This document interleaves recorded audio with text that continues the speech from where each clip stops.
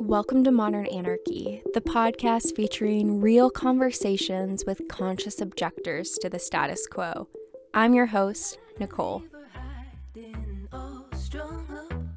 I tried to keep her quiet, but she's screaming inside of me. I tried to keep her hiding, oh, shut up. I tried to keep her quiet, but she's a wild, wild woman. On today's episode, we have a medical anthropologist. Jessica joins us for a conversation around the power of psychedelics, grief and loss, and how to make meaning when you're presented with the opportunity to redefine yourself.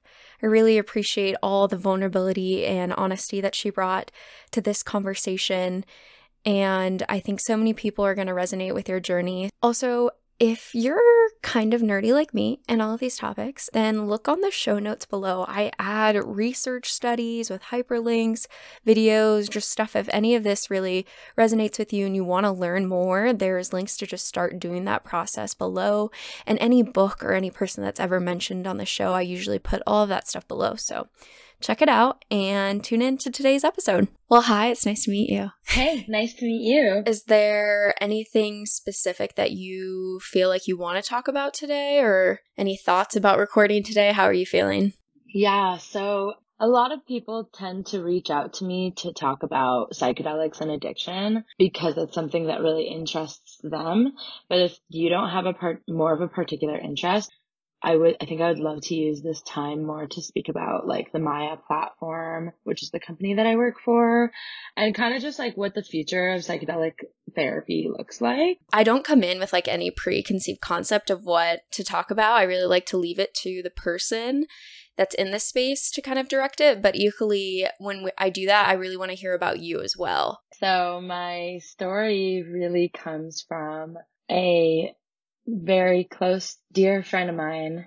I'm going to restart this. Okay. I started working in the psychedelic renaissance and movement about 4 or 5 years ago when I got introduced to the Montreal Psychedelic Society. I attended a talk by somebody named Catherine McLean, who worked very closely in the Johns Hopkins trials in the early 2000s. And it was Dr. Catherine McLean that introduced me to the whole world of psychedelic assisted therapy. So this was at a time that it had been 2 years since I had lost my friend to substance use, and there was some kind of reaction that happened in her body upon taking heroin, and she had been unconscious for over 45 minutes. And that was when I was 21 years old. We were both 21. And that was the first time I ever had an encounter with loss of a dear friend to substance use. I recall, when I saw that she was going down that road, I recall going about it and addressing it in all of the wrong ways because we're not really taught in school how to deal with people who are using drugs. We're taught to judge it. We're taught to, it's really a lot about judgment. And I found myself in that moment, in the moments where I was faced with an opportunity to express my concern, I used scare tactics that inevitably pushed her away from me. And I definitely took on the narrative of my drugs are better than your drugs. And this is something that happens a lot within the psychedelic community, saying that psychedelics are better drugs than opiates, or, there's purpose and intention behind psychedelic use. And that's what makes them better than, substances that people have real problems with. People can have real problems with psychedelics too, and there's often this psychedelic exceptionalism that comes around people's recreational or even intentional use of psychedelics. And so I definitely exhibited that to a friend who is using heroin. And I learned a lot from that, and it definitely carries through to my everyday and how I face people and how I meet people where they're at in terms of their substance use. And anyways, all this to say, when I got introduced to the field of psychedelic assisted therapy, this was now 2 years after I had lost my friend. And it was about a month after my partner of the time completed his inpatient rehabilitation clinic, which he was in for cocaine and alcohol use. And I recall, that was, of course, very difficult for me as a partner to watch my partner at the time to struggling with cocaine and alcohol use, especially after I'd already lost a friend to substance use. And so we brought him to a rehabilitation clinic, and he did 40 days inpatient. And I remember him asking me if I stopped using cocaine and alcohol, but I want to use mushrooms again, and I want to take mushrooms in the forest to connect with myself and connect with my friends and with my spirit and with nature around me. Does that mean I've relapsed? And at the time, all I knew about addiction was that my best friend had died from using substances. And I had not been given the tools to understand the different ways that we can use substances in a harm reductive kind of way. So when he asked me that, I didn't know what to say to him. And when I finally arrived at Catherine McLean's talk at the Montreal Psychedelic Society, and I got introduced to this world of what's happening with psychedelic assisted therapy in the world of Johns Hopkins, in the world of MAPS, and all of the amazing work that's being done in clinical trials, I decided in that moment, I'm going to apply for a master's degree in medical anthropology and research this very question of what happens to the people who are in long-term recovery and want to start using psychedelic substances now that we are seeing a massive shift in the cultural narrative around what psychedelics are. Are they a drug? Are they a medicine? And that's going to cause a lot of questions for people who are in long-term recovery in the traditional 12-step model of recovery. Yeah, I'm thinking of Demi Lovato and the California sober. Have you heard that term? Being sober, but still using weed as a form. And that's kind of what I was thinking about. But there's a lot to that story that I would love to spend some time diving even deeper into if you're willing. Absolutely. Yeah. About your personal experience, because pulling it even back to when you were 21 and your friend losing a friend, I can't even imagine what emotional things you were going through at that time. And I don't want to make assumptions, and I would like to hear, what was that like for you? Thank you so much for asking me that. And thank you for taking a minute to pay some attention to that. For me, I was surrounded by a lot of people having a lot of different reactions. A lot of our group of friends had gone down the road of substance use as well with her. So there were those kinds of energies that I was experiencing. There was pain and sadness all around. I was really close with her family. Her name was Jessica as well. So, and our birthdays were 2 days apart. We'd known each other since we were in grade 3, really just, wow, really best friends. And so I was really close with her family, and her family, we were raised Jewish. And so there was a lot of Judaism involved in the whole experience of her passing, which was difficult. What do you mean by that? Well, and I love my heritage. I love my culture and my religion. I definitely am connected to it, but in those moments it was really difficult for me, particularly having the rabbi in the ICU after she had been unconscious for over 45 minutes, and her being on life support, and people praying for her to come back was really difficult for me, because I was just if she comes back, she's not going to be the same person that she was. You lose oxygen to your brain for more than 7 minutes, then you're, I think the clinical term is you're a vegetable, right? I don't know if there's a brain proper dead. word, brain dead. Yeah. And so that was difficult. And then for the funeral, I had asked her father if I could speak on her behalf and say something in front of everybody. And I prepared a beautiful speech. And because it was a religious funeral, not only were the men and women separated in the audience, but the women were not allowed to talk. And for Jess, actually we called her Bobes, she would have been appalled at that. Wow. Because she was not that kind of woman. She was actually definitely about anarchy. She was an anarchist. She was a rebel in all of the ways. She looked up to Kurt Cobain since she was young, and, she was a badass chick. And to have her funeral presented in that way, where her best friend and her sister and her mother couldn't even talk, would have made her really upset, I think. And then, in that moment, I was just completely devastated. I was angry because I just lost my best friend.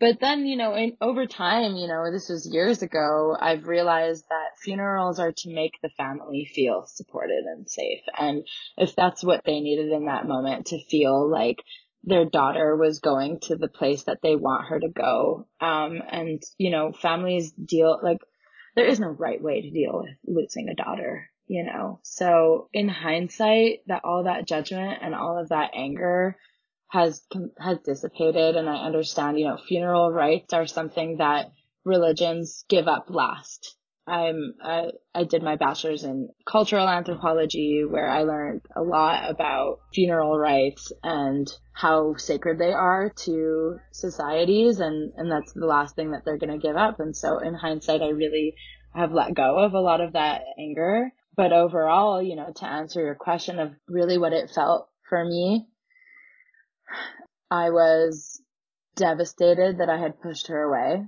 I was grateful that I at least had one more conversation with her since pushing her away, telling her that I loved her.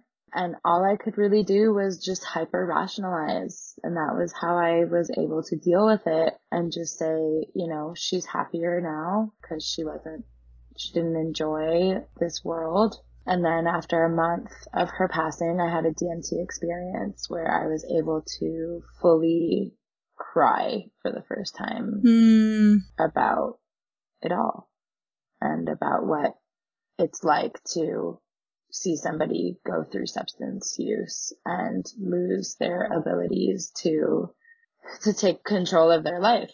And so everything I do now is very much in honor of her and is dedicated to her and what she taught me and how not to judge people's substance use and their relationships with their substances, and to be accepting and loving of people who are exploring their relationships with substances. There's a lot of different ways you could have taken that experience and how you shaped and found meaning in it to find acceptance for other people, and a lack of judgment really is a beautiful thing from such a no words could even describe event that happened in your life. And just taking it back to that funeral, I'm sorry that you never got the opportunity to say goodbye and have that for you too, because you said it's for families, but I would say you were a big part of her family, being such a close friend. And so I'm sorry you never got that opportunity. But it's beautiful that you've now come to that of letting go of that and still having compassion and understanding and empathy for her family and why they needed that for them. And it takes a lot of reflection and a lot of work sitting in your thoughts, sitting in what makes you uncomfortable to get there. Thank you. Thank you so much for seeing the work that has been put into accepting this as my reality and a part of my story. And it often makes people really uncomfortable when I say, oh yeah, I lost my best friend to heroin addiction. And a lot of people haven't experienced that, a lot of people haven't even experienced loss, let alone, watching somebody go through heroin addiction. And I'm realizing that I'm saying like heroin addiction as in like, that's like the worst possible thing. But there's so many, alcoholism could be just as ugly or just as, I don't want to use that word, just as devastating. But this is so much a part of who I am now that, I really wouldn't be here. I really, really would not be here if that never happened. I would not have looked at my partner of the time when he asked me that question about mushrooms with the same concern. I wouldn't have even probably suggested for him to go to rehab because I wouldn't have had that experience before. And then I wouldn't have done my master's degree, and I wouldn't have gone down the road of psychedelic assisted therapy research. I wouldn't live in Denver right now, where I'm surrounded by beautiful community that love me and accept me and see me, where I work for a company that inspires me. All of that, as much as there's so much pain, I wouldn't be who I am if I didn't experience that. And if I didn't watch myself be psychedelic exceptionalist and tell her, hey, you should really use LSD instead of heroin or cocaine because like my drugs are better and like you'll have a better experience. And if I didn't say that, I wouldn't be able to walk around talking about the ethics of using psychedelics. I had to fail first before I can learn like, hey, that was wrong what I did, how I spoke with her, how I judged her, and how I was upset with her for not giving me attention when she was struggling with addiction. I'm really grateful that this is where we started because, a lot of times in the podcasts or just in talks that I'm giving, it's on the research that I've done, and I try and give at least 5 or so minutes to talk about that story, but been a while since I've gotten to really, I don't know what, it's been like 10 or so minutes that I've really got to reflect on all of that. And so I'm really grateful for this opportunity. I think that the beauty of what I like to talk about on the show is this. Like, I could spend the whole time talking to you about this because I think that this experience that you've had and the journey and the meaning that you've made out of it is so applicable to so many other people out there who maybe have someone struggling with addiction or maybe had a similar experience to you and are still in that stage of feeling responsible for what happened and not going through the evolution that you have. And that's a lot of truth and experience and beauty that I want to probe further into. Yeah, I think drug education is in, North America in general. I grew up in Canada, but I'm pretty sure it's like this in America as well. It's just basically non-existent. And I'm hoping actually right now that with drug policy reform, that things are changing.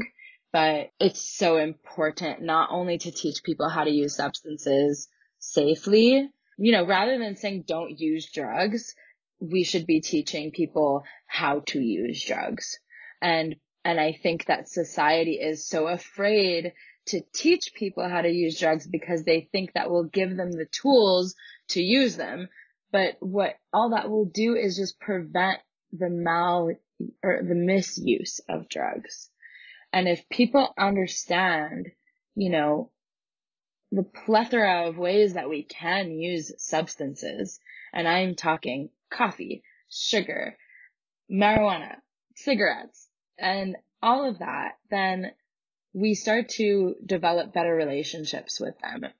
And I think this may have come from some reflections that I've had in psychedelic experiences and just in therapy in general. When we do the shadow work, which is like a hot word that comes up a lot, we're not trying to pretend like the shadow doesn't exist. What we're doing is we're shedding light on the shadow so that we can name it when it comes and we can see it when it's coming out and we can develop relationships with it. And so to bring that back to substances, using substances is if we really understand, what coffee is doing to the body, what sugar is doing to the body, and what heroin can do to the body, then we can really be so much more discerning about the ways we want to interact with these substances. Definitely. I was thinking as you were saying this about sex education, it's the same fear like, oh, we don't want to teach children sex education because then they're going to be having sex. But by not doing that, then it's just making the whole mess worse. That we do the education to prevent disease or health concerns. Like, it's just like, and the same, I think, logic applies in this situation, right? And equally, you were talking about shadow work. I think a lot of people don't even know what that means. I would love if you could just explain a little bit more.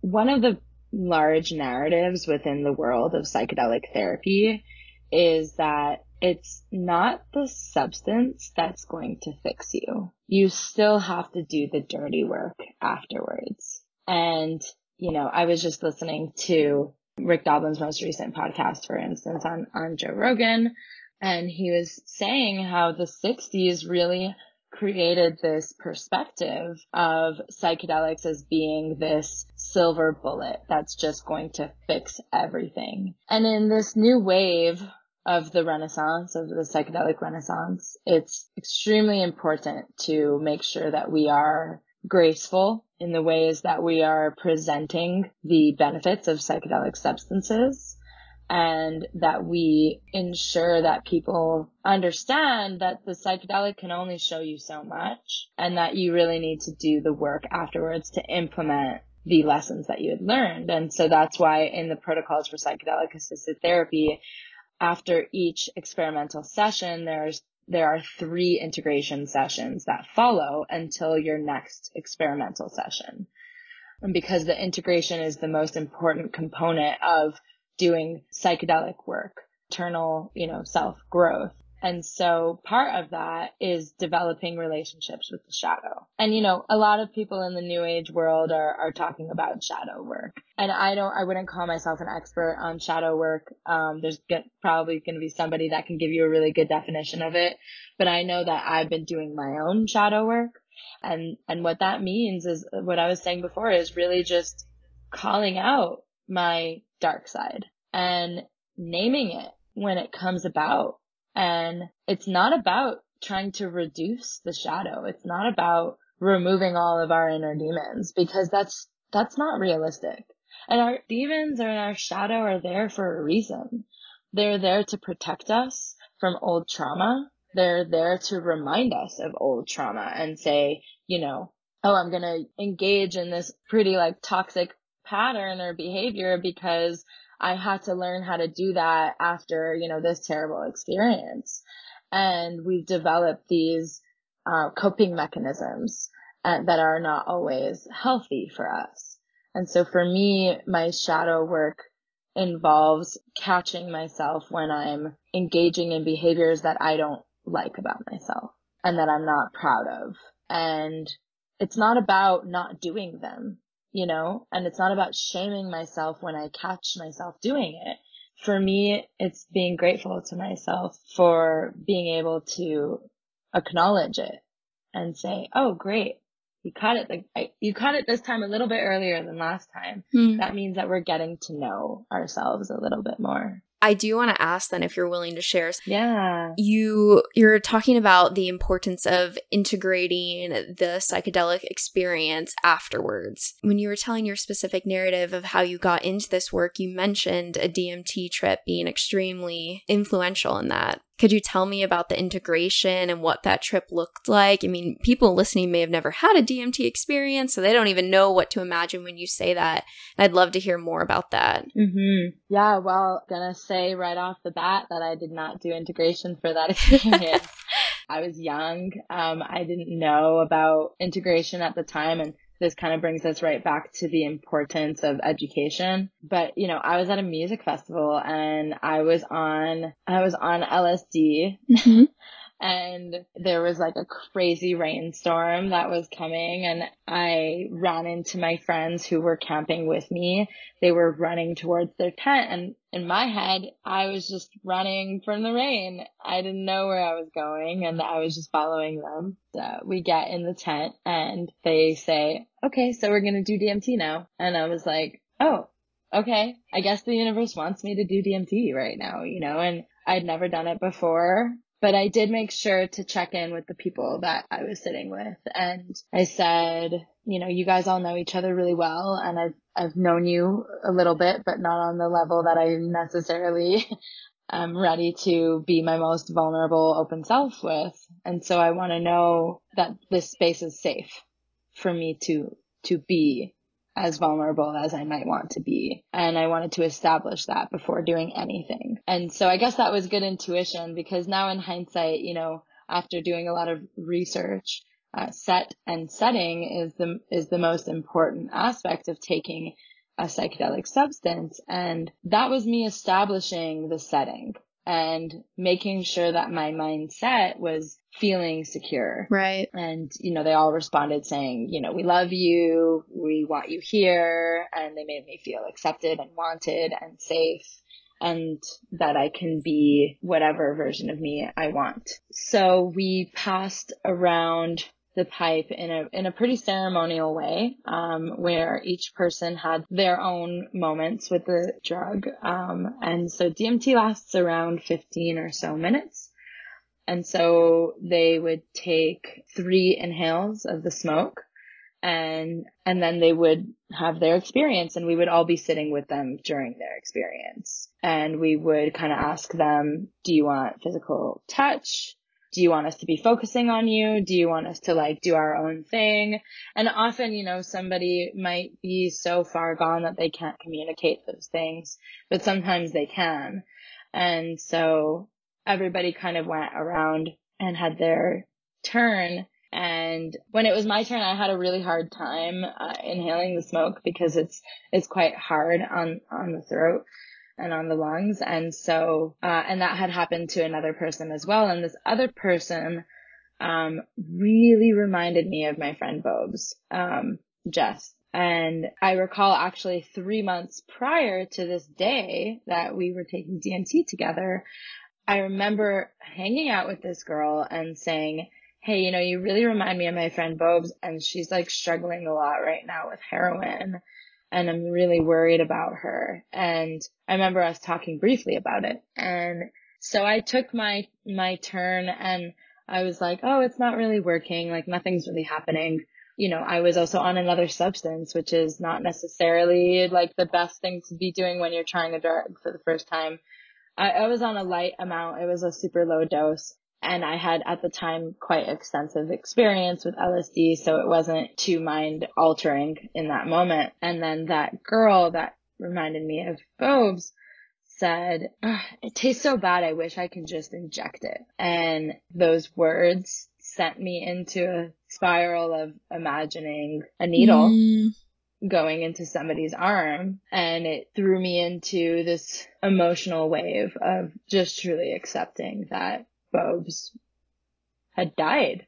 Just realizing what her life was, because I'd never really saw it firsthand like that. I saw the after effects, but to really have that image in my head threw me into this world of accepting and processing the pain that I was experiencing. And they all sat with me and cried with me and let me speak my truth and let me be my truly most vulnerable self. And so I think as far as DMT experiences go, that's not necessarily the traditional image of what a DMT trip looks like, but that was mine. And that's what the universe wanted me to experience. And so, yeah, in hindsight, integration would be good for that, because that was really groundbreaking for me. And it seems like you did integration on your own, because it came up naturally in your story when you were discussing the importance of the journey that you've had. So I'm sure you've done independent integration. Yeah, well, one thing I was just going to say was, I've been using psychedelics for around 10 years now, and the lessons that I have taken is that you don't need to take a substance to have a psychedelic experience anymore. At least for me, I don't need to. To me, I started to view, regular day-to-day experiences as psychedelic experiences. And so, for example, a breakup is something that within our modern day society is oh, it's a breakup. We all go through that. But for so many people, that's completely groundbreaking and earth-shattering. Mm-hmm. And when you think about what is a psychedelic experience, like why do we call them psychedelic? Like what does psychedelic mean? It means mind manifesting or mind altering. When you have, let's take a breakup, for instance, that you have a reality. You have a reality that you wake up to every day, and that you have that partner in your life. You have that person. You know who you are in that relationship. Who you have these ideas of what your life is going to look like tomorrow, what your life is going to look like in 5 years. And that is your current reality. That's your current mind state. And when we take a psychedelic, what happens is that you have an opportunity to see your reality in a different way. But to me, these regular kind of experiences like a breakup or losing a friend, which of course they're difficult, that to me is a psychedelic experience. Moving to a new country, all these things that we experience need integration as much as a psychedelic experience to me. As a substance-induced psychedelic experience, we need these opportunities to integrate. And what does that mean to integrate? It's such a big and convoluted word. To me, it means like, okay, well, what happened here? What happened before that experience? What happened during?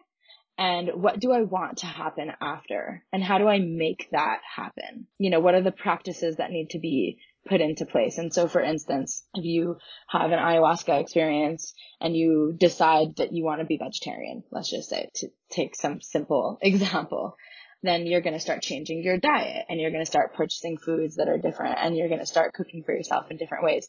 Those are the ways that you're going to integrate whatever lesson that you saw. Maybe the lesson that you had was, I'm harming animals, whatever. I'm just trying to take an example that's really easy to put our hands on.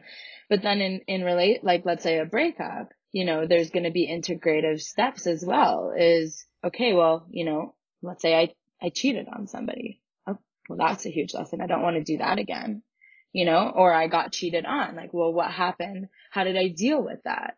And so for me, as you were just saying, like, it looks like I've integrated that experience, that DMT experiences, because to me, I see all of the difficult experiences that I undergo, all the pain, as psychedelic experiences that are lessons for me to learn from. Which takes a very strong character. Yeah.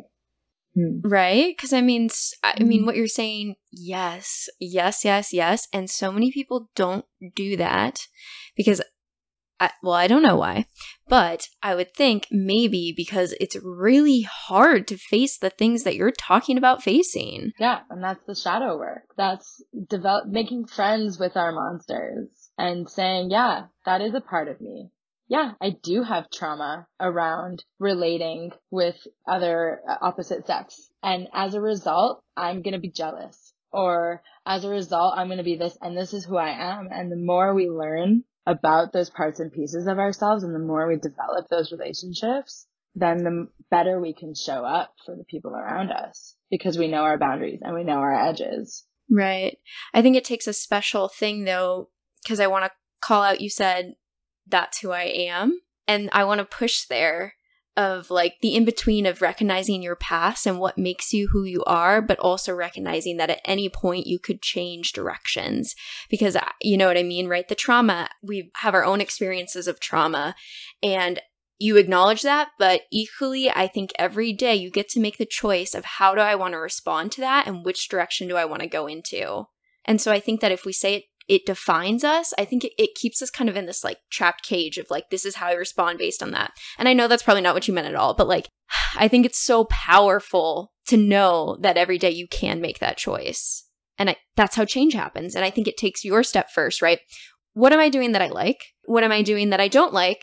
And what do I need to change to start making it more of what I value and more of what I admire in the world? And like, everyone has that freedom. But it's just not easy because it takes the steps you're talking about. Mm-hmm. I really appreciate you bringing that up, actually, because it's true that I wasn't trying to say that, but so many people can infer that from what I'm saying. And it's really, there is such a fine line between calling our trauma, knowing our trauma, and then like using it as a crutch. Yep. And it's so hard to discern where that line is drawn. I mean, well, because you have trauma, I have my own shared trauma. I think everybody has their own trauma and experience in the world that shapes them. But yeah, that is it's such a fine line of knowing it, acknowledging it, and still seeing all of the freedom. Mm-hmm. And you know, the thing is that we are, as human beings, we're meant to evolve and we're meant to change. And we don't need to be stuck in any old version of ourselves. And growth is a beautiful and important thing. And every day we get to choose, what is the version of me that I want to present today? It doesn't need to be always predicated on who we were before. Yep. But that will allow you to discern and decide, oh, you know what? Yesterday I was this version of myself, and today I don't want to be that version of myself, you know, and today I'm going to be maybe more kind to my body, or I'm going to be paying more attention to my community around me and listening to those around me, and, you know. Exactly. And this is why I have been writing about this, because I find it so particularly interesting, because to exist in this world, right, and have some semblance of meaning, we create this narrative, right? We live in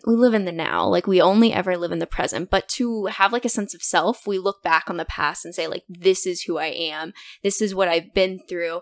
And this is like my history that makes me today.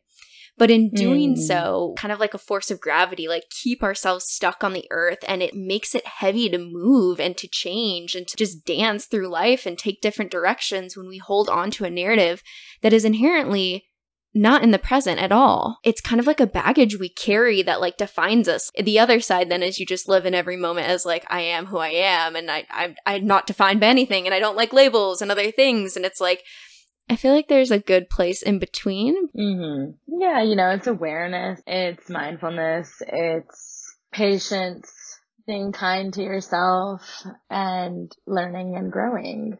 And that's all we can do. Yeah, I think sometimes trauma has like a beautiful way of, you know, like a fire that scorches a field and everything's dead there. It's, you know, what remains will stay. But from there you build, and you have just immense space to build whatever you want on top of that. And I think there really is a beauty to the tragedy of trauma, and like how we make meaning of those experiences. Really, it changes the world. Your trauma propelled you down a path to do what you're doing today. And you're making infinitely more ripples in the community, being honest about your experience and the work that you're doing. The analogy that you gave about a burning field, right? Yeah. It's funny because there's this older tradition and way, a form of agriculture, which is called slash and burn agriculture.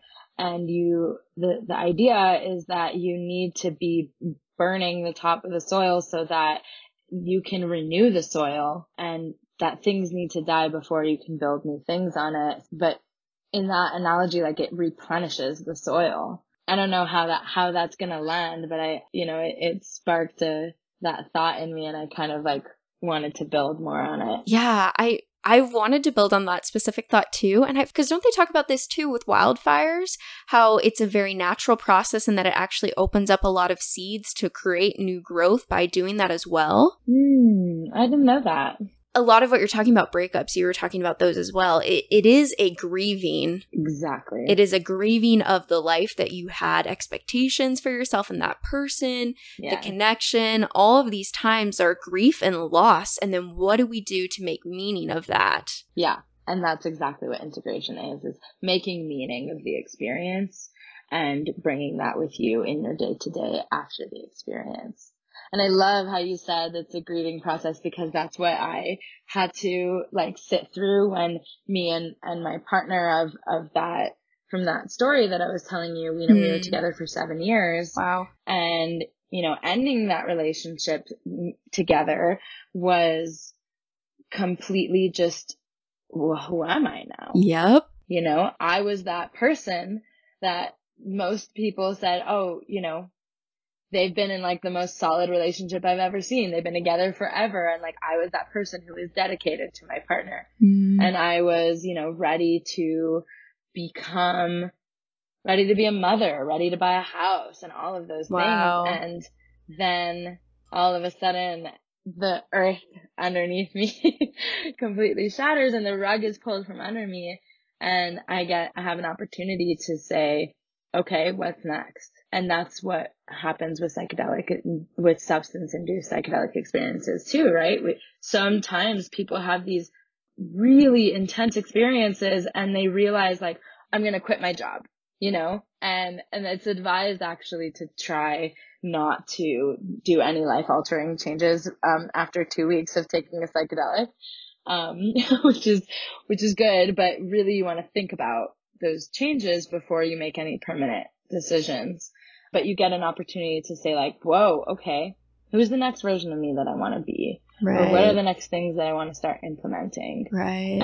And that's the hard work. And that's the dirty work that needs to be done in psychedelic assisted therapy, the integration. It's not just the substance that's going to fix you. It's how much do you want to build on yourself? How much do you want to like work on dismantling like these old patterns that you've been using as coping mechanisms? Like that's so hard to let go of. Exactly. And that's the dirty work. That's the grunt work. That's the muddy work that takes time and it's slow and it's painful, but it's so rewarding. It's painful as hell.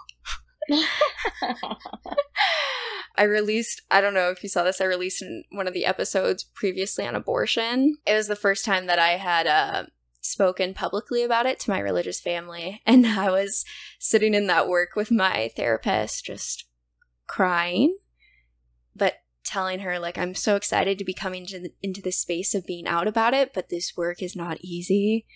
And it's painful and I'm scared. And like, yeah, so as you were saying that, I was just remembering like the last time I said that was in therapy. And it's like, sometimes you can know that you want the change. Yeah. But still know that the change is going to be hard, painful. And I was literally just crying because I knew it was going to be hard. Yeah. And it was. Thank you so much for sharing that. Yeah. Thank you for listening. Yeah. I always like to have these real conversations of like what it's like to actually be in these emotions, and like a lot of talk of change is so exciting, and it's oh, you could be anything, but like there is a lot of it that is just sometimes closing down relationships that no longer serve you, or enacting boundaries that change the relationship dynamics, and that's not easy and it can be really hard. Yeah. And it requires so much discipline because we have our comfort spaces. Yep. I have this friend, really close friend of mine, who's just an outstanding human being that's suffering with something called Akathisia, which is an illness that there's not enough research on right now, and there's not enough awareness on, but it is a possible side effect of getting off of antidepressant and antipsychotic medications. And what happens is that people have experienced bits of terror that take over the mental space that are just unbearable and incomparable to any pain that people have experienced before. And so I don't know a lot about it, and I know that it's something that it needs so much more research on. But the way that she always explained her depression was that it was like this old, dirty, stained mattress that has like your body imprinted in it. And it's so comfortable in there because it's your body, but you know that you need to get out of that bed. And you need to it's like that's just going to suck you in there. And that's what our old patterns are, and all these things that we've learned to start doing in order to cope with the pain, and intergenerational trauma and family trauma, all sorts of things like this image of this old dirty mattress that has like our body imprinted, like, yeah, it's comfortable because you've been there for so long. And then I have like this other perspective in my life that life begins outside of the comfort zone. That's when you get to start growing and experiencing and being excited. And it's so uncomfortable. It's so not fun to do these things and to just like, sit in a room that you don't know anybody and you're just like, hi, like I'm new here. I just moved here or something. But that's where you really start to know, okay, who is Jessica, and like where does she start and where does she begin? And what parts of her are we leaving over there? And what are the parts that we want to take on? Exactly. May I always be strong enough to choose growth over fear. And I've always tried to hold on to that because sometimes the growth is really scary. And I feel like I go through life kind of waiting, thinking about it like a bungee jump. Like, I'm never going to make that jump. And I'm waiting for someone to push me. I'm waiting for the universe to come to me and be like, now's the time to do it. Go. And it just never happens. And I want to be very real in the sense I have this podcast, right? I talk about all these things. And I myself had never broken up with someone until very recently. And I think I was waiting for the universe. It's like you start to notice patterns that are not healthy. And you start to think, wow, I love this person, but I don't like this, this, and that. But it's like, I've never jumped. I've never been the person to say, I'm going to choose singleness and the unknown away from the safety and the relationship that I have here. So I talk about all this stuff and it's still so hard. And especially as someone who leans into their chosen community very much, relationships have always been such a strong point. And so I talk a lot of mad talk on this podcast, and I'm just owning up to the fact that I'm only just now crossing this bridge. Yeah, and you know what? Like you were saying before, there are these steps in change and in growth, and the first one is just, we could just name it. Yeah. And that's already huge. Oh, just yes. to name it.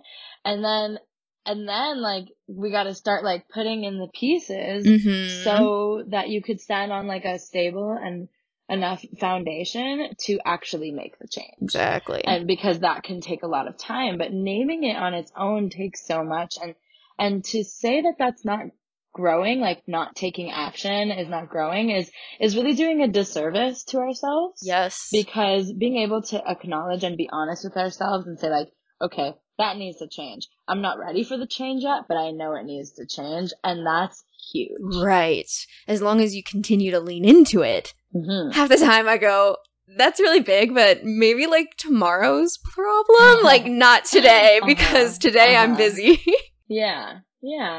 But we got to be kind to ourselves. Yes. We're doing so much. Yes. You know, just being humans. Exactly. Of trying to balance all these different things. But I think it's important because, right, people like you come on the show that have a space and a direction for what they want to do with their life and are very passionate about the work that they do. And you're in the space doing it. And you didn't just get there magically. There were so many. Yeah, exactly. There were so many small steps of the way where you listened to yourself and said, this is what I'm passionate about. And this is the direction that I'm going to go. And I'm going to name it. And then I'm going to take one step here and one step there to get where you're at now. Because I'm sure so many people could look up to people like you in the space doing the work that they're actually passionate about. Thank you so much for recognizing that. You know, I remember hearing all these stories of people in the psychedelic scene just being like, oh, I just like stumbled upon it, you know, and I just got really lucky. And I'm just like, where, like, what, like horseshoe is up your ass? Yeah. You know? Really? And for me, it took so much time. And, you know, I remember my partner at the time saying to me, and I'm sorry if you're listening, I'm throwing you under the bus right now. Do it. He said, he's like, you know, when are you going to get a real job so that like we can have, like buy a house and like start our life together, you know, because I was indefinite student, that I was just going to be a student forever kind of thing. And he, you know, he wanted this like very traditional lifestyle. He wanted to buy a house, he wants to start a family. And he's like, you know, when are you going to like stop do the thing that you're saying you're going to do? And so that we can start investing and all this stuff and stop working in a coffee shop kind of thing, you know? And I said to him, I was like, honey, it ain't gonna be for a while. And you better realize that this is a patient game that I am playing. Yes. And you have bigger plans than to earn the love and a house of a man. Like, bigger plans. Yeah. And I told him, I said, I'm playing the long game and this is gonna take time.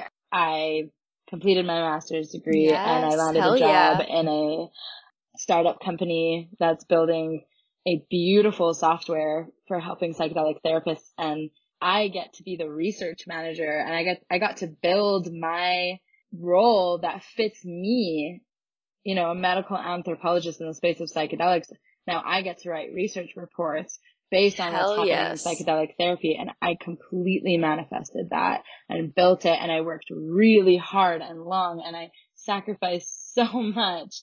And now I'm here, and I live in Denver now. I got relocated, and they supported my visa, and Amazing. all this stuff happened, but it took years of free volunteer work. I did so much volunteer work within the community before I can actually, my rent is paid, you know, by the thing that I'm most passionate about. And that's success to me. Yes. It's an incredibly long journey, and you're incredibly strong to have done that. I was just passionate. And strong. Thank you. Yeah, you were passionate, but there's still so many times that I'm sure people looked at you and said, what are you doing in this space? Yeah. So many times people would say, you know, if you want to make money in the psychedelic space, you have to become a therapist. No one's going to take you seriously as an anthropologist. I remember people saying that to me.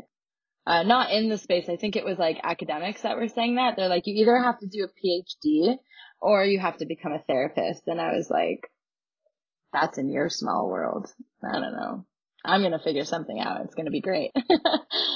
That right there is the piece that you looked to yourself and said, no, I know what I'm doing, and I'm going to go get it. Watch me. I didn't know what it was going to be, but I knew it was going to be something. And when I get some, you know, people reaching out to me when I was involved with the Montreal Psychedelic Society, asking, you know, for consultation of like how to get involved in the field of psychedelics. And the thing that I always say is just follow your heart and trust your path, and actually really have faith that like your heart is going to bring you where you need to go. And as long as you follow that passion and your curiosity, it's going to lead to greatness, especially in the psychedelic community, because I think the thing that works well in the psychedelic community is when people are coming at it from a genuine space. And so if you want to be successful, particularly in this industry, you got to really be doing something that your heart is telling you to do, because we don't have space for phonies in this space. we don't have patience for that. And we don't have patience for people who are just like, oh, I see a great money opportunity here. It's like, no, that's not why we're here. We're here because we want to see this change happen. Right. And I think that's applicable to so many areas of life, is that people really know the difference between someone who's genuine and someone who's not. You know what I mean? You have conversations with people and you can be talking about something and just inherently know that that person is just not listening. Despite giving all the cues that they are, you just feel it. They're not genuine. They don't care about you. And it's indescribable things, but it's real nonetheless, an experience that we have. And I think that so many people are like, how do I do this well? How do I do this well? And it's like, you bring your voice, your experience, and your genuine passion and ideas, and you will go places. That's what we all crave. Yeah, and then that's when we have a more beautiful society. You know, when people are just standing in their fullest truth and the fullest expression of themselves. And, you know, I say that, and I think it's important to say also and acknowledge how difficult it is to do that. It doesn't just come, you know, and that's where my horseshoe came in, that I never doubted my path, even when I didn't know what it was, even when I was surrounded by master musicians. You know, my brother was a graffiti artist and my friend was a chef, and everybody had their thing. And I remember just being like, I don't know what my thing is, and feeling so lost, but still, you know, and then I found it. I found the thing that lit me up, you know, and that's where I will say that was luck. You know, finding the thing that lights you up is so hard, especially in millennial like generation, when our parents were telling us like, you could be anything. Do you know you could be anything? So if you're going to choose, which you can choose, you better make sure you choose the right thing, because it could be anything you put your mind to. And then that gives us like this, I can't remember what the word is, but paralysis of analysis paralysis. That's what it Yeah. is. Yeah, and like when you have like so many options, it makes it so much harder. Yeah, and even marketing knows that, right? That's why Trader Joe's does well, because there's less options, so people buy more, because when you look at them, there's only so many options. Like, naturally, our human brains get overwhelmed by abundant possibilities. So, yes, right? You know, I'll say that that's where my luck came from, is really finding the thing that lit me up. And which is why I try and tell people, like, just find that thing that lights you up. And then when you find it, just follow that, and then you'll be happy. And it'll be hard, but yeah. Yes. Even that can be hard when societal messaging says what you're interested in is wrong. And I was wondering about that, because from my personal experience, right, like I grew up conservative, but I was in my library in my college, still being conservative, reading books about like the philosophy of sex and connection and other things, like literally sitting in a library, like, is someone going to see that I'm reading this? And so the fact that now I'm studying sex and non-monogamy and relationships as a doctoral student in psychology is wild, right? And I never would have thought that was okay, because so many messages from my culture and community told me that that's not something that you talk about. And so, like, I wonder if you had a similar experience of psychedelics being something that was like, you don't actually get a real job doing that, right? That's a drug, you know, or whatever stories you hear. Yeah, well, you know, I happen to be in the right place at the right time. Right now, the world is really excited about psychedelics. It's a hot and sexy topic. Yeah. And like when I meet people and they're like, oh, what do you do? And I'm just like, oh, I work in the psychedelic healthcare industry. And they're like, wait, what? Does that mean like you do mushrooms every day? And I'm just like, yeah, that's exactly what Yeah. And, you know, people get so excited about it. But I will say, you know, 5 years ago, I had to do so much more explanation for what it was when I first got involved.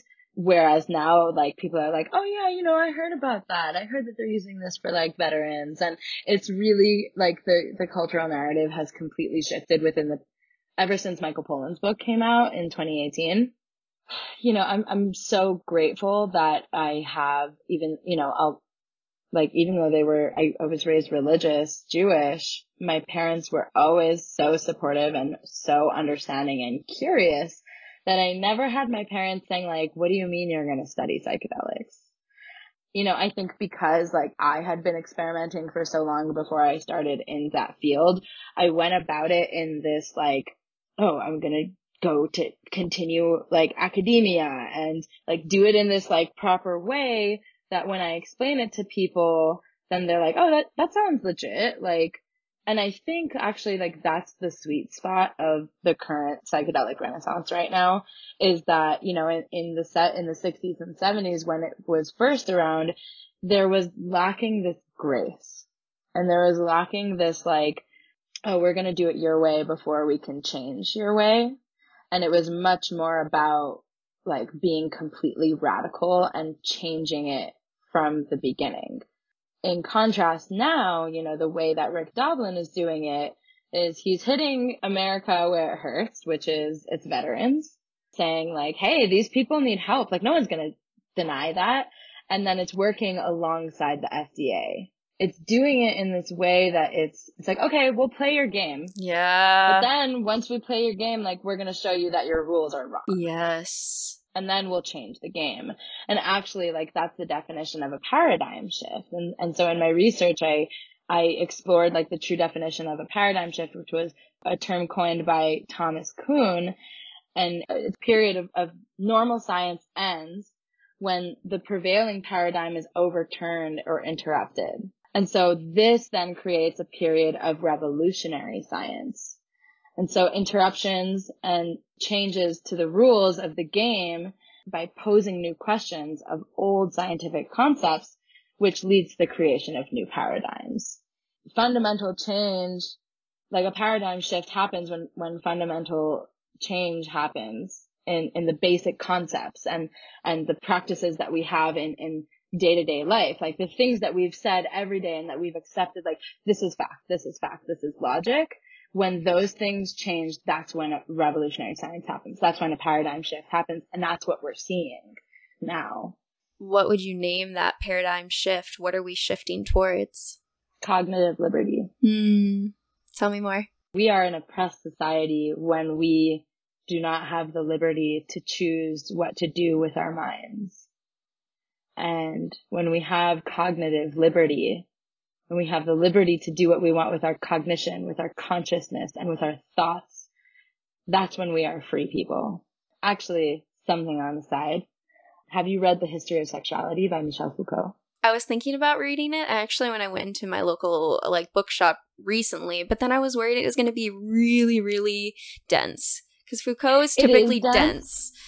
It's dense. Yeah. But he talks about essentially how it's a really complex philosophy. You know what? I'll buy it just from having this conversation because I already thought about I've read his other stuff on power and prisons and other stuff. So I'm sure I would love it. Yeah, and this is where he talks about the concept of biopower, Tell me. is basically, I mean, I'm going to butcher That's it okay. completely, That's okay. But it's essentially saying that the government had power. I don't even know if it's the government or the system has power over our bodies when they tell us how to use our bodies. And then we started to internalize what was right and what was wrong. And then in a capillary nature, through things like schools, the nuclear family, and all these other systems that have been put in place, that's where the control happens over the people and the masses. And then the government didn't even need to do anything at all because the people started embodying the truths. Yep, that's exactly what he talks about with punishment, how we used to have these public displays of hangings and other pieces to reinforce the punishment system. And then he talks about the panopticon. It's really this concept of the guard being in the center of this jailhouse and being able to see everyone, but the prisoners not being able to see the guard. And then he compares that to exactly what you're talking about, is that our form of control has really happened internally. That now we've internalized the punishment system and comply with it and always have this sense of being watched and are we complying with the systems? So, and I think that all of societal structures are really doing that, right? More recently in the media, there was a male student who was kicked out for wearing a skirt, and then the teachers came back with wearing skirts as well to kind of combat that. Who the hell said that you can't be a male and wear a skirt? And where the hell did that come from? There's such an internalized gender expectations for dress now that we have power structure dynamics with what pieces of cloth you put on your skin. That's nuts. I'm sorry. What? Yeah. This just all these expectations and it's internalized. We've all, because the narratives of what we're supposed to do to fit into a society, which makes sense because we're social creatures. We all want community. We all want belonging. And so, but that inherently, I think of what Foucault is saying creates these dynamics that control your internal cognition. Exactly. And so that's why, to me, this movement and this revolution and this paradigm shift is one towards cognitive liberty and having the freedom to do what we want with our bodies, with our minds, with our lives. And, for so long after the Controlled Substances Act, we were told that psychedelics are going to fry your brain. And that was just hardcore ingrained in us. And how do we shift that narrative? How do we change the facts that society knows about this? It's this long and laborious game. Because it's a path that we've trodden multiple times. Thinking about nature, when you go out and walk out in nature, that path that people continually walk, it becomes a permanent thing in the ground. And our cognitive abilities are the same way. We think drugs are bad, drugs are bad, drugs are bad, drugs are bad. And now we're asking everyone to take a completely different path. And it's going to take a lot of unlearning to be able to start to walk that path when your brain has been put in this perpetual direction. But I think also that's the beauty of psychedelics, right? Is you have the psychedelic experience and it pulls you off of that path when you surrender to the drug. And that is so incredibly powerful for people who have depression, anxiety, other things where like we get into these habitual thought patterns and it's so hard to hop out of them for even a second because it's your path that you've been walking. It's hard. Another great analogy, and I think Michael Pollan talks about this as well, when the default mode network is quieted, which is what happens when you take psychedelics, all of those like paths that you've been walking, like a car driving in mud or something, like you're trying like so much to get like out of these like hard ridges. And then it's like a whole new blanket of snow comes around that you can start driving on new paths. Which makes sense because we see the neuronal pathways that light up when we study in an fMRI and all these other things. We see that literally the brain makes novel neuronal connections. Mm-hmm. What? That's amazing. Mm-hmm. Like, what a powerful thing that we are just learning to unlock and touch the surface of. Mm-hmm. Oh. But that's only while you're on the substance, right? And so then, like, how do we make sure that those things remain after the substance leaves our body? And that's why the narrative of, like, you still have to do the dirty work and the integration is so important. Because those neural pathways are only, developing while you're on the substance, and then you're no longer on the substance. And so many times people, have these experiences and then they disappear into the ether of like parties or, Which makes sense inherently. Like if we think about this as kind of like, oh, I'm going to take a psychedelic, I'm sitting down and I'm open to whatever lesson I'm going to learn from the teacher today, which is the mushroom. If you don't spend time studying that afterwards and actually thinking about how that applies to what you know about yourself, the world, and other things, your short-term memory is just going to toss out that narrative and that experience with due time, like anything else you learn in school or anything. It actually takes work of thinking about it multiple times after for it to actually stick anywhere in your brain. Mm-hmm. That's how we actually learn. We learn from spending time mulling over these ideas. Otherwise, literally just gets lost into your larger brain and mental space, truly. Exactly. So one of the questions, taking a little bit of a shift here, is I ask everyone on the show, what is one thing that you wish other people knew was more normal? Imposter syndrome. When you realize that everybody feels imposter syndrome, you realize that it's part of the experience. When you're in it and you don't know that other people feel just as much of an imposter as you think so terribly about yourself. And, just to say imposter syndrome is when you feel like you faked your way to get to where you were and that you don't really like have the qualifications to be where you are today. I think like when you realize that everybody else in the world around you is feeling that way, like you get so much lighter on yourself. Right. And it's something that a lot of people in my life look at me and see, success. I'm a manifesting generator. I just like get things done that I want done. But people don't realize like how many times I've questioned my qualifications and that I've questioned like, am I smart enough for this? I'm such a fucking imposter. Like I don't actually deserve this. And, I just tricked my way into getting here.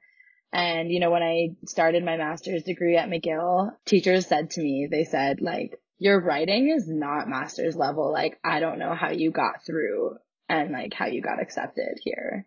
And like, that was the first time I really experienced like crippling imposter syndrome. It comes up all the time, imposter syndrome is so much a part of becoming a successful version of yourself. And once you realize that, it's just going to keep coming and you just got to like overcome it, then it becomes a little bit easier. And also being kind to all the people around you, knowing that they are probably feeling that way too. So is that what you ground yourself in, just the mass prevalence of imposter syndrome? It's that no one's got it figured out. You're not the only one that hasn't got it figured out. No matter how much somebody looks like they've got it figured all out, they don't. And they're questioning themselves too. And they're wondering like, oh, can I really do this? Is this really like what I'm meant to do? And yeah, especially with like social media and everybody's life looking so perfect.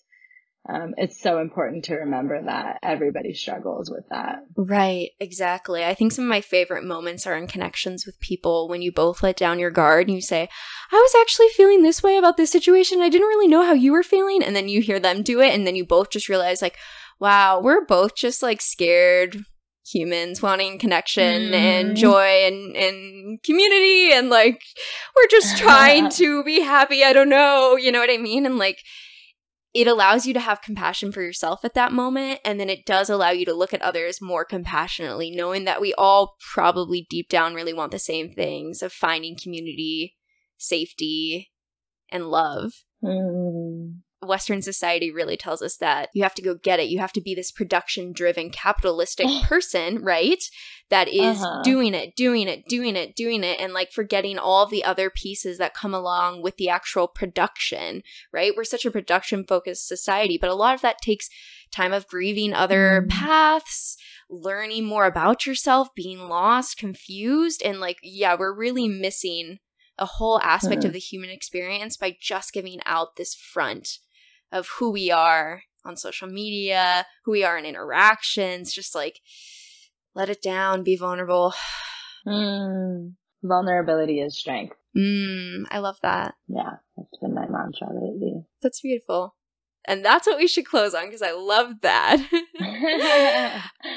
Amazing. I want to ask you to plug like everything to direct people your way if anyone really resonated with what you said today. Yeah, I guess I just like want people to reach out to me. Like if people want to connect with me, my favorite way is to do one-on-one conversations with people. And I'm comfortable giving out my personal email address, which is jesscadoch@gmail.com. And you can find me on social, on Facebook. I'm Jazz, so Jaz, Cadoch. Yeah, please reach out to me. I love connecting with people who are looking to get involved in the psychedelic space. It is a long and treacherous road, but if you love it, it wants you there. Yes. Well, thank you so much for chatting with me. This was really lovely. Thank you so much, Nicole. I really enjoyed this. Good. I'm glad. If you enjoyed today's conversation, then subscribe for new episodes released every Wednesday and follow us on Instagram at Modern Anarchy Podcast, where we open up a dialogue about all of these topics. Otherwise, I'll see you next week.